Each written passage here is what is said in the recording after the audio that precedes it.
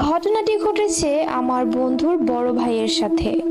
যেভাবে শুনেছি আমি সেইভাবেই বলার চেষ্টা করছি আপনাদের মাঝে।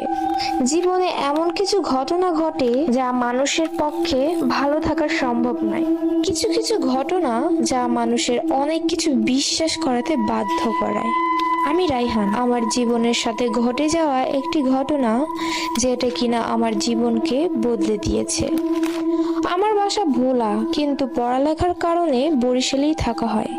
আমি সবেমাত্র এইচএসসি প্রথম বর্ষের ছাত্র। ঘটনাটি ঘটে 2002 সালের ফেব্রুয়ারি মাসের 25 তারিখে। হঠাৎ জরুরি কোনো কাজে আমার বাসায় যাওয়ার প্রয়োজন হয়। আমার বাসা ভোলার কোনো একটি গ্রামে। জায়গাটির নাম সংগঠিত কারণে বলা যাবে না। বরিশাল থেকে আমার বাসা ভোলা যেতে প্রায় 5 ঘন্টা লাগে। ওই দিন বরিশাল থেকে বাসার উদ্দেশ্যে রওনা দিয়েছিলাম সন্ধ্যা 7:30টায়। আর বরিশাল থেকে ভোলার শেষ লঞ্চ 5:30টা। তাই ভাবলাম যথারীতি গাড়িতেই চলে যাব। বরিশাল থেকে ভোলা যেতে ভেঙে যেতে হয়, যারা গেছেন তারা অবশ্যই জানবেন। যাই হোক, শেষ গাড়ি ছিল 7:20-এ, কিন্তু আমি বাসা থেকে বের হয়েছি 7:30টা। আমি ভাবলাম অটোরিকশা বা মোটর সাইকেলে চলে যাব। বাসে যেতে হলে লাহারহাট যেতে হবে এবং লাহারহাট থেকে ফেরিতে প্রায় 2.5 ঘন্টা সময় লেগে যায় এবং লাহারহাটের বাস বরিশালের নদীর ওপর থেকে ছাড়ে। ঘটনাটা এইখান থেকে শুরু।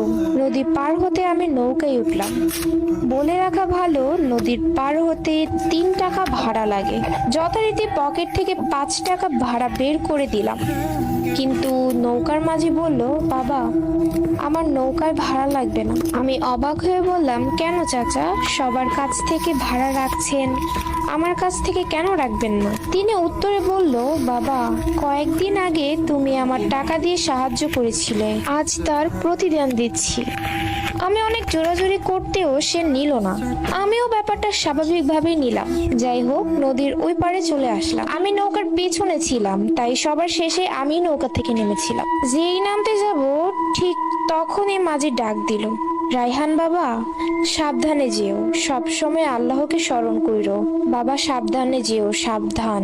এমন ভাবে বলল সে যেন সামনে আমার জন্য ভয়ঙ্কর কিছু অপেক্ষা করছে।